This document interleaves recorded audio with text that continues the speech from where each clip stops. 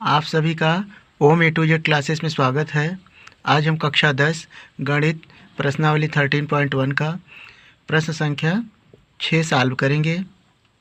प्रश्न इस तरह है, निम्नलिखित सारणी किसी मोहल्ले के 25 परिवारों में भोजन पर हुए दैनिक व्यय को दर्शाती है। तो यहाँ पर ये सारणी बनी हुई है और आगे लिखा हुआ है, एक उपयुक्त विधि द्वारा भोजन पर हुआ माध्य व्यय ज्ञात कीजिए।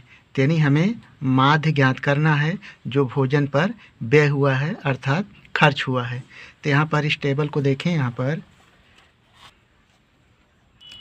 पर ये जो सारणी है 25 परिवारों के लिए ये बनी हुई है, जिसमें दैनिक व्यय रुपयों में लिखा हुआ है।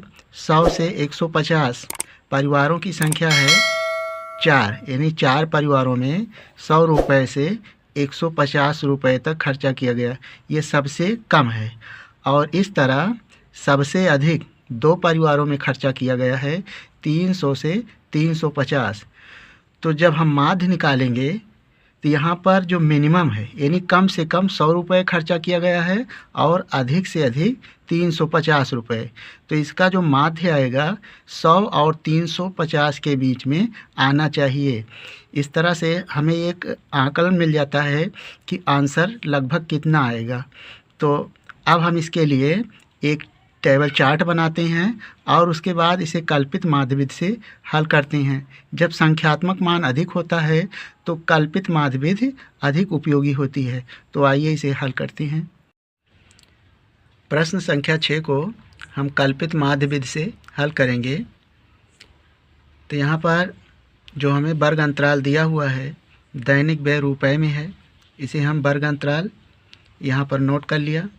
और परिवारों की संख्या हमें दी हुई है 25 परिवार हैं, यानी 4, 5, 12, 2, 2, और इन सब का जो जोड़ है वह 25 आएगा। और ये 25 परिवार हैं, यहाँ पर आप 25 लिख सकते हैं, जोड़ने पर आएगा। अब इन दोनों की सहायता से हम वर्ग चिन्ह प्राप्त करेंगे। वर्ग चिन्ह के लिए ये जो हमें वर्ग अंतराल दिया हुआ है यानी 100 और 150, तो 100 जो है ये निम्न सीमा है और 150 उच्च सीमा है, यानी निम्न सीमा और उच्च सीमा को जोड़कर 2 से भाग करने पर हमें वर्ग चिन्ह प्राप्त होगा। यानी 150 और 100 को जोड़ते हैं इस तरह,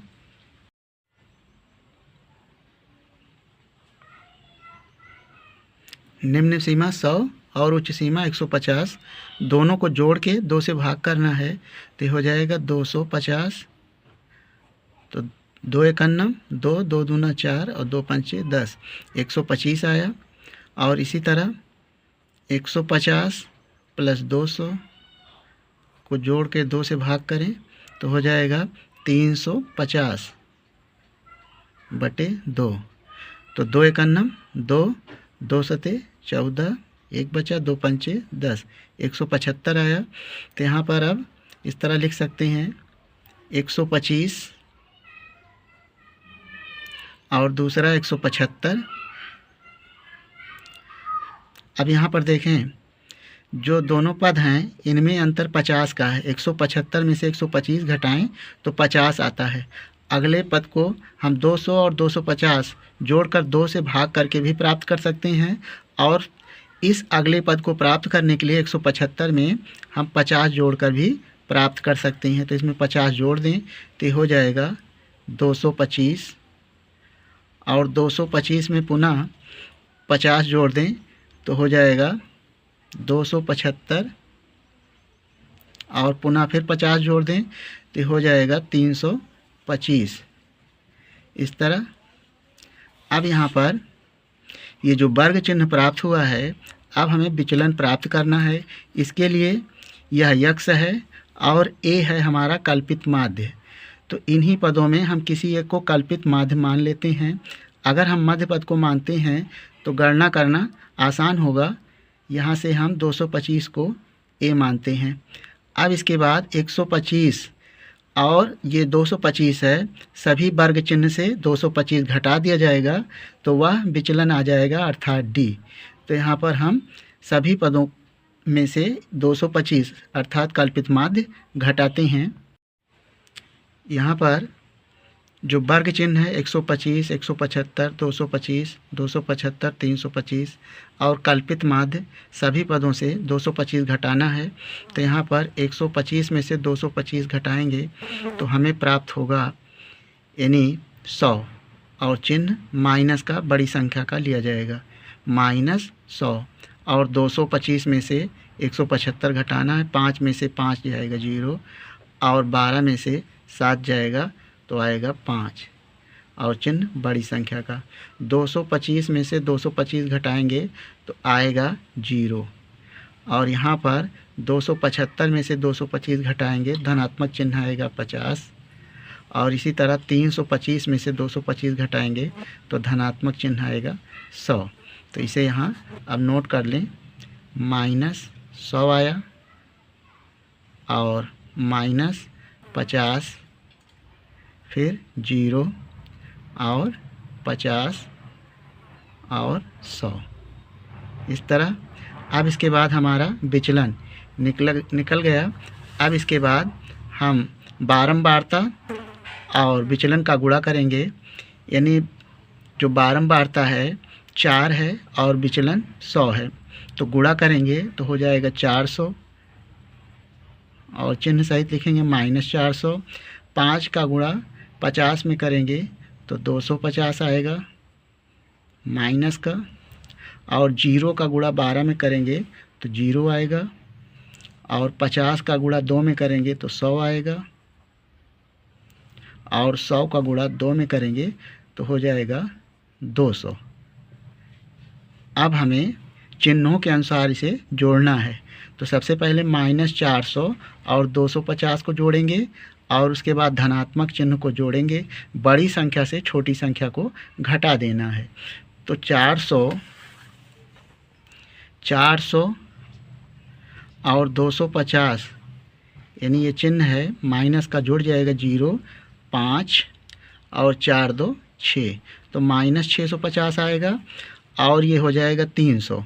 तो इसमें से घटा देंगे 300 तो हो जाएगा 0, 5 और 6 में से 3 जाएगा तो 3 तो -350 आएगा। बड़ी संख्या का चिन्ह ये धनात्मक है, विपरीत संख्या घट जाएगा तो चिन्ह बड़ी संख्या का लिखेंगे। तो यहाँ पर हो जाएगा -350। अब इसके पश्चात हम कल्पित माध्य माने हैं लिखेंगे, माना कल्पित माध्य